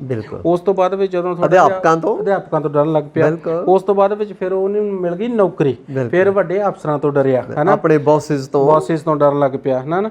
ਪਰ ਇੱਥੇ ਮੈਂ ਇੱਕ ਗੱਲ ਨਹੀਂ ਮਤਲਬ ਕਰ ਸਕਦਾ, ਡਰਦਾ ਹੋਰ ਵੀ ਹੁੰਦਾ ਬੰਦਾ, ਜਨਾਨੀ ਤੋਂ ਵੀ ਡਰਦਾ, ਜਨਾਨੀ ਤੋਂ ਵੀ ਡਰਦਾ, ਕਹਿਣ 'ਚ ਕੋਈ ਹਰਜ ਨਹੀਂ, ਕੋਈ ਹਰਜ ਨਹੀਂ। ਹਾਂਜੀ, ਤੇ ਸਤੀ ਸਾਹਿਬ ਇੱਕ ਬੰਦਾ ਸੀਗਾ, ਇੱਕ ਰਾਜਾ ਸੀ। ਇਹ ਤਾਂ ਘਰ ਘਰ ਦੀ ਹਾਲਤ ਆ ਭਾਈ, ਹਾਲਤ। ਹਾਂਜੀ, ਇੱਕ ਰਾਜਾ ਕੋਈ ਦੱਸੇ ਨਾ ਦੱਸੇ ਇਹ ਦੁੱਖ ਸਾਰੇ ਹੀ ਚੱਲਦੇ ਆ, ਬਹੁਤੇ ਚੱਲਦੇ ਆ ਕਹਿ ਲਓ। ਪਰ ਮੈਂ ਹੁਣ ਇਸ ਗੱਲ ਨੂੰ ਇੱਥੇ ਤਾਂ ਕਰਕੇ ਕਰ ਰਿਹਾ ਵੀ ਭਗਵੰਤ ਮਾਨ ਸਾਹਿਬ ਹੁਣੀ ਗਾਂ ਧਿਆਨ ਰੱਖਣਗੇ ਜੀ। ਇੱਕ ਸੀਗਾ ਰਾਜਾ ਕਿਸੇ ਰਾਜ ਦਾ, ਤੇ ਉਹਨੇ ਕੀ ਕੀਤਾ, ਉਹਨੇ ਐਲਾਨ ਕਰ ਦਿੱਤਾ, ਕਹਿੰਦਾ ਵੀ ਮੈਂ ਚੈੱਕ ਤਾਂ ਕਰਾਂ ਇੱਕ ਵਾਰੀ ਵੀ ਮੇਰੇ ਮੁਲਕ ਦੇ ਵਿੱਚ, ਮੇਰੇ ਰਾਜ ਦੇ ਵਿੱਚ ਕਿੰਨੇ ਬੰਦੇ ਆ ਜਿਹੜੇ ਘਰ ਦੇ ਵਿੱਚ ਘਰ ਵਾਲੀ ਦੇ ਥੱਲੇ ਲੱਗੇ ਆ ਜੀ, ਕਿੰਨੇ ਬੰਦੇ ਹੈਗੇ ਆ ਜਿਹੜੇ ਆਪਣੇ ਆਪ ਨੂੰ ਬੰਦਾ ਸਮਝਦੇ, ਭਾਈ ਹਾਂ ਵੀ ਮੇਰੀ ਟੌਰ ਹੈ, ਮੇਰੀ ਚੱਲਦੀ ਹੈ ਘਰ ਦੇ ਵਿੱਚ ਜੀ। ਲਓ ਜੀ, ਉਹਨੇ ਜਦੋਂ ਢਿੰਡੋਰਾ ਪਟਵਾ ਦਿੱਤਾ ਤੇ ਉਸ ਤੋਂ ਬਾਅਦ ਵਿੱਚ ਕਹਿੰਦਾ ਵੀ ਇਦਾਂ ਵੀ ਜਿਹੜਾ ਤਾਂ ਬੰਦਾ ਘਰ ਵਾਲੀ ਦੇ ਥੱਲੇ ਲੱਗਿਆ ਉਹ ਆ ਕੇ ਸੇਬ ਲੈ ਜਾ, ਸੇਬ ਇਨਾਮ ਰੱਖਿਆ ਹੋਇਆ ਸੀਗਾ, ਤੇ ਜਿਹੜਾ ਜਿਹਦੀ ਚੱਲਦੀ ਹੈ ਘਰ ਦੇ ਵਿੱਚ ਉਹਦੇ ਵਾਸਤੇ ਘੋੜਾ ਭਾਈ ਆਵੇ, ਘੋੜਾ ਲੈ ਜਾ ਜੀ।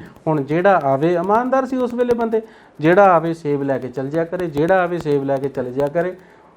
ਰਾਜਾ ਬੜਾ ਪਰੇਸ਼ਾਨ, ਰਾਜਾ ਕਹਿੰਦਾ ਵੀ ਸਾਰੇ ਸੇਬ ਵਾਲੀ ਹੈ, ਇਹਦਾ ਮਤਲਬ ਘਰ ਵਾਲੀਆਂ ਦੇ ਥੱਲੇ ਲੱਗੇ ਆ ਜੀ, ਹੈ ਜੀ। ਤੇ ਇੱਕ ਫਿਰ ਨਾ ਜਨਾਨੀ ਸੀਗੀ, ਉਹਨੇ ਆਪਣੇ ਘਰ ਵਾਲੇ ਨੂੰ ਕਿਹਾ, ਉਹ ਕਹਿੰਦੀ ਵੀ ਦੇਖ ਭਾਈ ਗੱਲ ਇਦਾਂ ਹੈਗੀ ਆ, ਮੇਰੇ ਸਿਰ ਦੀਆਂ ਸਾਈਆਂ ਵੀ ਤੂੰ ਜਾ ਕੇ ਰਾਜੇ ਕੋਲ ਬੋਲ ਝੂਠ ਹੈ, ਆਪਾਂ ਸੇਬ ਦਾ ਕੀ ਕਰਨਾ, ਤੂੰ ਉਦੋਂ ਜਾ ਕੇ ਕਹਿ ਦੇ, ਤੂੰ ਕਹਿ ਵੀ ਘੋੜਾ ਚਾਹੀਦਾ, ਮੇਰੀ ਚੱਲਦੀ ਆ ਭਾਈ, ਹਾਂ ਬਿਲਕੁਲ ਜੀ। ਤੇ ਉਹਨੇ ਕੀ ਕੀਤਾ, ਉਹ ਕਹਿੰਦਾ ਇਹ ਕਿਹੜੀ ਗੱਲ ਆ, ਹੁਣੇ ਜਾ ਕੇ ਮੈਂ ਕਹਿ ਦੇਣਾ। ਕਹਿੰਦਾ ਰਾਜਾ ਸਾਹਿਬ ਮੈਂ ਆ ਗਿਆ, ਮੇਰੀ ਚੱਲਦੀ ਆ ਘਰ ਦੇ ਵਿੱਚ, ਮੈਨੂੰ ਦਿਓ ਘੋੜਾ। ਰਾਜਾ ਕਹਿੰਦਾ ਵੈਰੀ ਗੁੱਡ, ਆ ਕਾਲਾ ਘੋੜਾ ਅੰਦਰ ਬੰਨਿਆ ਭਾਈ, ਇਹਨੂੰ ਕੱਢ ਕੇ ਤਾਂ ਬਾਹਰ ਫੜਾ ਦਿਓ, ਹਨਾ ਜੀ। ਕਹਿੰਦਾ ਨਹੀਂ ਨਹੀਂ ਰਾਜਾ ਜੀ ਗਲਤ ਗੱਲ ਆ, ਮੈਨੂੰ ਚਿੱਟਾ ਘੋੜਾ ਦਿਓ ਜੀ। ਰਾਜਾ ਕਹਿੰਦਾ ਚਿੱਟਾ ਕਿਉਂ? ਕਹਿੰਦਾ ਜੀ ਮੇਰੀ ਘਰ ਵਾਲੀ ਨੇ ਕਿਹਾ ਸੀਗਾ ਸਵਾਰੀ ਕਰਨੀ, ਹਨਾ, ਘਰ ਵਾਲੀ ਨੇ ਕਿਹਾ ਸੀਗਾ ਚਿੱਟਾ ਲੈ ਕੇ ਜੀ ਜੀ ਜੀ। ਉਹ ਕਹਿੰਦਾ ਇਹਨੂੰ ਫੜੋ, ਇਹਦੇ ਕੰਨ ਦੇ ਉੱਤੇ 2 ਧਰੋ, ਤੇ ਇਹ ਤਾਂ ਬੋਲਦਾ ਝੂਠ, ਇਹਨੂੰ ਨਾਲੇ ਦਿਓ ਸੇਬ, ਨਾਲੇ ਦੇ 2 ਚਪੇੜਾਂ ਲਾਓ ਜੀ। ਉਹ ਤੋਂ ਬਾਅਦ ਵਿੱਚ ਰਾਜਾ ਫੇਰ ਪਰੇਸ਼ਾਨ ਜੀ, ਬੜਾ ਉਦਾਸ, ਵੀ ਕੋਈ ਮਿਲਦਾ ਹੀ ਨਹੀਂ ਜਿਹਦੀ ਘਰ ਚ ਚੱਲਦੀ ਹੋਵੇ, ਮੇਰੇ ਰਾਜ ਦੇ ਵਿੱਚ ਉਹ ਘਰ ਵਾਲੇ ਦੀ ਚੱਲਦੀ ਕਿਤੇ ਨਹੀਂ ਜੀ। ਤੇ ਪਰੇਸ਼ਾਨ ਹੋਏ ਤੇ ਫਿਰ ਹੁਣ ਰਾਤ ਦੇ ਵੱਜ ਗਏ ਜੀ 11 ਜੀ। ਜਦੋਂ ਰਾਤ ਦੇ ਵੱਜੇ 11 ਤੇ ਰਾਜਾ ਫੇਰ ਪਰੇਸ਼ਾਨ ਉਦਾਸ ਬੈਠਾ ਤੇ ਸੋਚੀ ਜਾਵੇ ਤਦ ਨੂੰ ਇੱਕ ਮੰਤਰੀ ਨੇ ਆ ਕੇ ਕੁੰਡਾ ਖੜਕਾਤਾ। ਰਾਜੇ ਨੇ ਖੋਲਿਆ ਬੂਹਾ ਖੋਲ ਕੇ ਕਹਿੰਦਾ ਵੀ ਹਾਂ ਵੀ ਕੀ ਗੱਲ ਹੈ ਮੰਤਰੀ, ਤੂੰ ਇਸ ਵੇਲੇ ਆਇਆ? ਕਹਿੰਦਾ ਰਾਜਾ ਜੀ ਤੁਸੀਂ ਕਹਿ ਰਸਾਈ ਨਾ ਇਹ ਕੀ ਕੀਤਾ ਕਿ ਤੁਸੀਂ ਉਹ ਸੇਬ ਇਨਾਮ ਦਾ ਰੱਖ ਦਿੱਤਾ, ਤੁਸੀਂ ਦਾਣਿਆਂ ਦੀ ਬੋਰੀ ਰੱਖ ਦਿੰਦੇ, ਕਿਸੇ ਨਾ ਕਿਸੇ ਦੇ ਢਿੱਡ ਦੇ ਵਿੱਚ ਪੈਂਦਾ ਕੋਈ ਦਾਣਾ, 4 ਦਿਨ ਚੱਲਦਾ। ਤੇ ਰਾਜਾ ਕਹਿੰਦਾ ਯਾਰ ਗੱਲ ਤਾਂ ਤੇਰੀ ਸਹੀ ਆ, ਮੈਂ ਰੱਖਣੀ ਤਾਂ ਬੋਰੀ ਚਾਹੁੰਦਾ ਸੀ, ਪਰ ਮੇਰੀ ਘਰ ਵਾਲੀ ਕਹਿੰਦੀ ਵੀ ਰੱਖਣਾ ਸੇਬ ਹੀ ਆ। ਕਹਿੰਦਾ ਫੇਰ ਮੰਤਰੀ ਕਹਿੰਦਾ ਫੇਰ ਰਾਜਾ ਜੀ ਤੁਹਾਡਾ ਸੇਬ ਕੱਟ ਕੇ ਲੈ ਆਵਾਂ ਜੀ। ਤੇ ਉਹ ਤਾਂ ਚਲੋ ਗੱਲ ਜਿਹੜੀ ਹੈਗੀ ਹੈ ਗਾਈਏ ਨਿਬੜ ਗਈ, ਹੈ ਨਾ। ਰਾਜਾ ਫੇਰ ਸੋਚੀ ਪੈ ਗਿਆ। ਉਹ ਰਾਜਾ ਕਹਿੰਦਾ ਮੰਤਰੀਓ ਰਾਤ ਦੇ 11 ਵਜੇ ਆ ਵੀ ਤੂੰ ਇਸ ਵੇਲੇ ਦੌੜਾ ਆਇਆ, ਇਸ ਵੇਲੇ ਦੌੜਾ ਆਇਆ, ਤਾਂ ਤੂੰ ਇਹ ਗੱਲ ਜਿਹੜੀ ਹੈਗੀ ਹੈ ਕੱਲ ਨੂੰ ਪੁੱਛ ਲੈਂਦਾ ਜੀ। ਕਹਿੰਦਾ ਜੀ ਮੇਰੀ ਘਰ ਵਾਲੀ ਕਹਿੰਦੀ ਜੋ ਮਰਜ਼ੀ ਹੋ ਜਾਏ, ਹੁਣੇ ਪੁੱਛ ਗਿਆ ਰਾਜੇ ਕੋਲੋਂ। ਕਹਿੰਦਾ ਫੇਰ ਏਦਾਂ ਕਰ 2 ਸੇਬ ਕੱਟ, ਆਪਾਂ ਲੂਣ ਲਾ ਕੇ ਦੋਨੇ ਖਾਂਦੇ ਆ। ਗੱਲ ਕੁਛ ਨਹੀਂ ਹੈਗੀ ਜੀ। ਜੇ ਆਪਾਂ ਕਿਸੇ ਚੀਜ਼ ਦੇ ਵਿੱਚੋਂ ਮਿਠਾਸ ਕੱਢਣੀ ਹੈ ਨਾ, ਆਪਾਂ ਕੱਢ ਸਕਦੇ ਹਾਂ। ਬਿਲਕੁਲ ਇਹ ਰਿਸ਼ਤੇ ਇਹੋ ਜਿਹੇ ਹੁੰਦੇ। ਅਸੀਂ ਹੁਣ ਰੇੜੀ ਤੋਂ ਨਾ ਜਾ ਕੇ ਤੇ ਕਹਿੰਦੇ ਆ ਵੀ ਸੇਬ ਆਹ ਮਿੱਠੇ ਆ, ਕਹਿੰਦਾ ਹਾਂਜੀ ਮਿੱਠੇ ਆ, ਘਰ ਜਾ ਕੇ ਲੂਣ ਲਾ ਕੇ ਖਾਂਦੇ ਆ, ਹੈ ਨਾ। ਗੱਲ ਉਹੀ ਆ ਵੀ ਸਾਡੇ ਭਗਵੰਤ ਮਾਨ ਸਾਹਿਬ ਜਿਹੜੇ CM ਸਾਹਿਬ ਨੇ, ਉਹਨਾਂ ਦੀ ਜ਼ਿੰਦਗੀ ਦੇ ਵਿੱਚ ਵੀ ਊਣਤਾਈਆਂ ਆਈਆਂ, ਉਤਰਾ ਚੜਾ ਆਏ ਆ। ਜ਼ਿੰਦਗੀ ਹਰ ਬੰਦੇ ਦੀ ਜ਼ਿੰਦਗੀ ਚ ਜਲੇਬੀ ਦੇ ਵਾਂਗੂ ਜਿਹੜੀ ਹੈਗੀ ਟੇਢੀ ਮੇਢੀ ਹੋਈ ਵੀ ਆ, ਪਰ ਉਹਨਾਂ ਨੇ ਉਹਦੇ ਵਿੱਚੋਂ ਰਸ ਨਹੀਂ ਜਾਣ ਦਿੱਤਾ, ਮਿੱਠਤ ਨਹੀਂ ਜਾਣ ਦਿੱਤੀ, ਮਿਠਾਸ ਨਹੀਂ ਜਾਣ ਦਿੱਤੀ, ਪਰ ਵਿਰੋਧੀਆਂ ਨੂੰ ਪੜ੍ਹਨੇ ਪਾਈ ਰੱਖਿਆ। ਹੁਣ ਤੁਸੀਂ ਸੰਸਦ ਦੀ ਗੱਲ ਕਰੋ, ਜਦੋਂ ਆਪਾਂ ਹੁਣ ਕਰਨ ਬੈਠ ਹੀ ਗਏ ਆ, ਜਿਹੜੇ ਨਵੇਂ ਬਣੇ ਮੰਤਰੀ ਆ ਅਨਮੋਲ ਗਗਨ ਮਾਨ ਜੀ, ਜੇ ਮੈਂ ਗੱਲ ਕਰਾਂ ਤੇ ਨਵੇਂ ਚਿਹਰਿਆਂ ਦੇ ਵਿੱਚ ਬੜਾ ਵੱਡਾ ਇੱਕ ਚਿਹਰਾ ਆ, ਹੈ ਨਾ। ਤੇ ਹਰਜੋਤ ਬੈਂਸ ਉਹਨਾਂ ਨੂੰ ਵੀ ਇੱਕ ਅਲੱਗ ਤੋਂ ਡਿਪਾਰਟਮੈਂਟ ਦੇ ਦਿੱਤਾ ਉਹ। ਤੇ ਇਹ ਜਿਹੜੀਆਂ ਹੁਣ ਕਾਰਵਾਈਆਂ ਕਰ ਰਹੇ ਆ, ਕਿ ਆਉਣ ਵਾਲੇ ਸਮੇਂ ਦੇ ਵਿੱਚ ਸਰਕਾਰ ਆਪਣੀ ਸਥਿਰਤਾ ਕਾਇਮ ਰੱਖ ਸਕੂਗੀ ਇਹਨਾਂ ਚੀਜ਼ਾਂ ਦੇ ਨਾਲ? ਦੇਖੋ ਇਹ ਸਾਰੀਆਂ ਗੱਲਾਂ ਹਲੇ ਨਾ ਭਵਿੱਖ ਦੀਆਂ ਨੇ, ਭਵਿੱਖ ਦੇ ਗਰਭ 'ਚ ਨੇ ਜੀ। ਇਹਨਾਂ ਬਾਰੇ ਇੰਨੀ ਛੇਤੀ ਤਾਂ ਕੁਝ ਜਿਹੜੀ ਆ ਨਾ ਟਿੱਪਣੀ ਕਰਨੀ ਜਲਦਬਾਜ਼ੀ ਹੋਊਗੀ ਜੀ।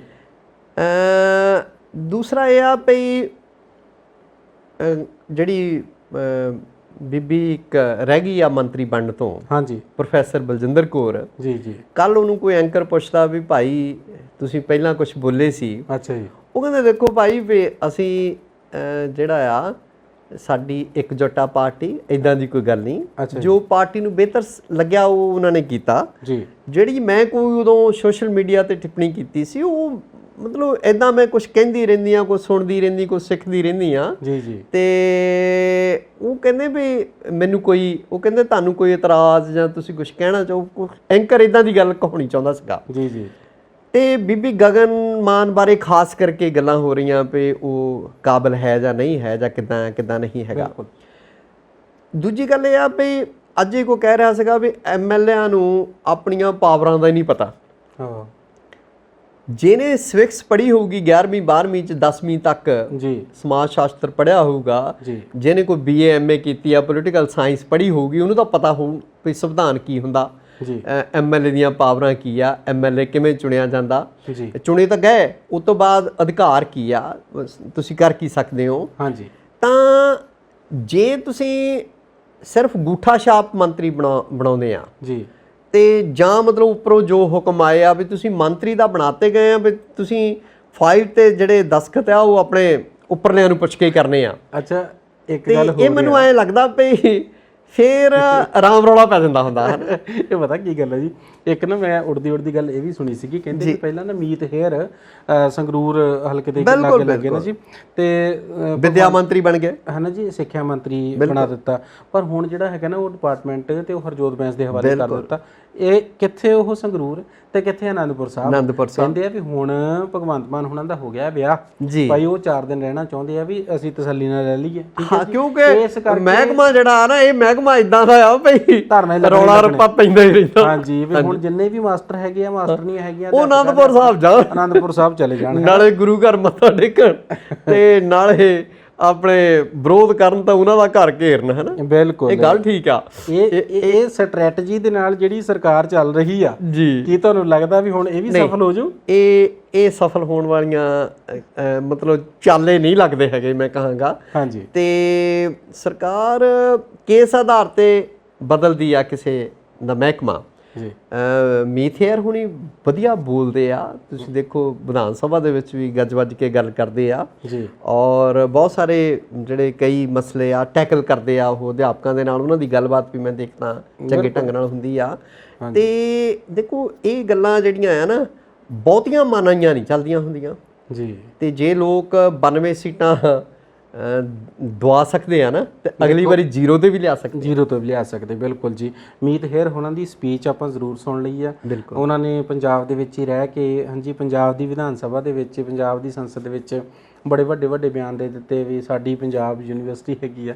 ਸੋ ਇਹ ਸੁਣਨ ਨੂੰ ਬਹੁਤ ਸੋਹਣੇ ਲੱਗਦੇ ਆ।